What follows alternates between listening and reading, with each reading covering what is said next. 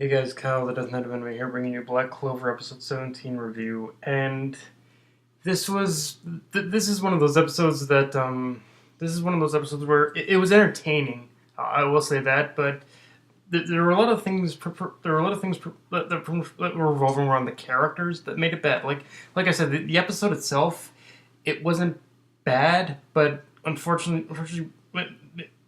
because of the way characters were acting and just how characters were portrayed in this episode, basically it was the characters it was the way the characters were acting in the episode that basically made that. If you want to say it was bad, I'd say the source of it could pretty much be drawn to pretty much all the main characters themselves.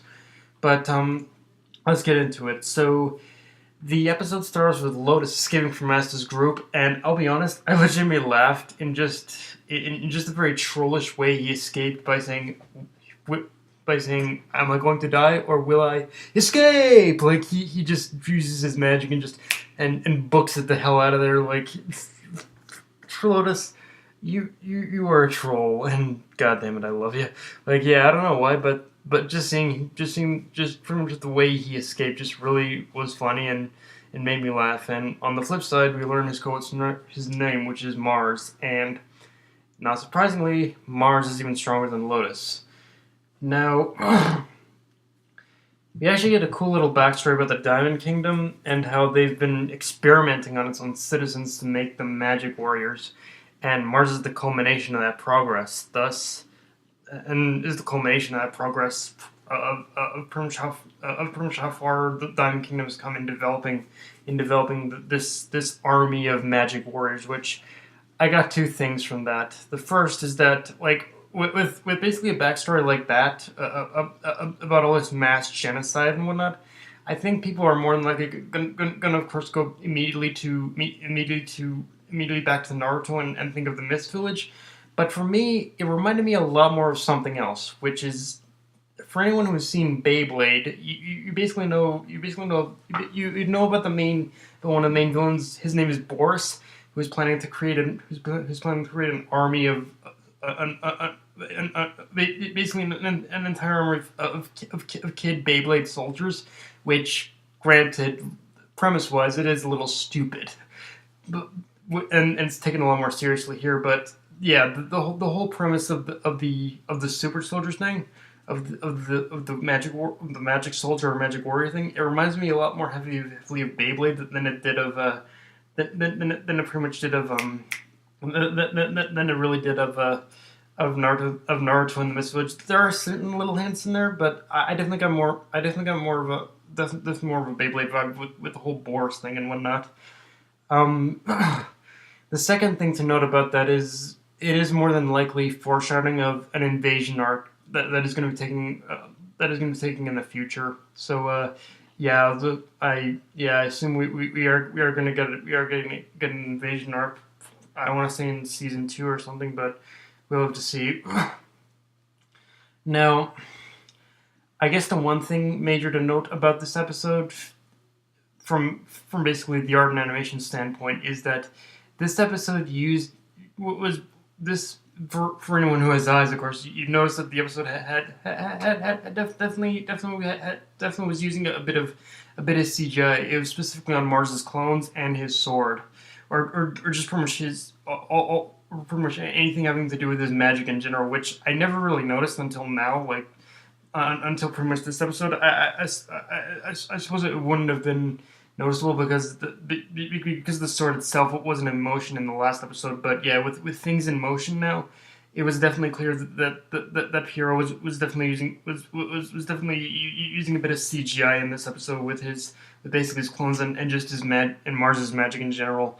So, and I guess my view on something like that is, after having watched both Berserk 2016 and Attack on Titan Season 2, for those who don't know and haven't seen it, the bit of CGI that was used, it was actually it was used on the Colossal Titans, on the Colossal Titan transformation and on the Colossal Titan transformation in Attack on Titan Season 2. But yeah, back to my point. When it comes to, after having watched both Berserk 2016 and Attack on Titan Season 2, that both used CGI, I have a very skewed view when it comes when it comes to the use of when it comes to anime.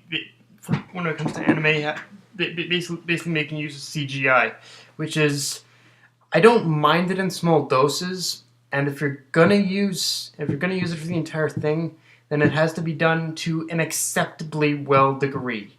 For instance, like even though, for instance, even though even though the Berserk movies were pretty much had pretty much based their whole concept around using that type of animation, I think it still worked only because they had a lot more time to work on it. Whereas with the anime, 2016 anime, it didn't work out because they had to keep pumping out episodes every week. So yeah, if you're going to use CGI, it has to be the quality has to be done acceptably well. Um, as for where, as for here and pretty much how I and how I pretty much and what I think about the whole use of CGI here, um, I will say it was slightly awkward at times, but not a glaring issue either. Like it wasn't. There were definitely times where like, ooh, that could have been done better. But as a whole, it wasn't bad. Bad. It was. There's. It was. I think the best. I think that was kind of my view on the whole on the use of CGI with I think it was the Colossal Titan on season 2 of Attack on Titan. That was kind of the same view I had on the Colossal Titan CGI. But yeah, it was done okay here. It wasn't perfect. It wasn't bad. It was just okay. You if you watch the episode, you will definitely know that there is a problem with it, but it isn't gonna ruin the episode for you or anything like that. Um, on the flip side, though, as for the rest of the animation that doesn't include CGI, I'd say it was a definite it was a step up from last week. Like last week was just last week's animation was definitely, like I said before, last week's animation was definitely Flash animation quality, but this was definitely a lot better. So yeah, and on the flip side though, the artwork could have definitely been better. There are a lot of times where the character models just look disjointed, honestly, like that. But so yeah, art animation it was definitely better this week. Artwork kind of suffered though. That's basically what you can take away from this. Now, if I did have any major issues with this episode, they revolved around two characters, Klaus and Asta. Now, having read the manga, I was painfully aware of what was going to happen, that Asta would come in and save the day, and my reaction then was pretty much the same now. Asta, why did you have to butt in? Yuno was just getting started and he didn't need your help. And I wouldn't have minded so much if it was Asta and Yuno working together. But you know, but because Asta basically took over the entire fight, I feel didn't really get much development from that. Honestly, like he just seemed like a spectator. Which yeah, I like Yuno, so please next time give him his fucking mama. That's all I gotta say. And Klaus. Klaus. We gotta talk, buddy. Klaus was even more annoying in this episode than Asta. I never thought I'd actually say that, but Klaus was more annoying than Asta. And because just the way he was acting about being all high and mighty by saying, "Oh, you know, Asta, those two are supposed to be peasants. How do they have such power?" I'm like, when he was acting all high and mighty and calling and Asta peasants, when really he did less than them, made me say, Klaus, sit your crusty ass down and let the real fighters take over. Okay, buddy. Okay, can you please step off? You are not needed here. You are just your filler. Your literal filler. Like that is your existence filler.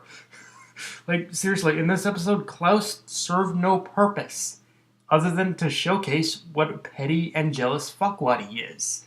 I know that's weird to say, but yeah, the episode just showcased what a petty and jealous fuckwad Klaus is, and it was just, I get the feeling we're gonna have a lot more moments like that from him. But yeah, guys, if you enjoyed the video, like, comment, subscribe, follow me on Twitter and Facebook. Death Night of Anime, signing off. Later, guys.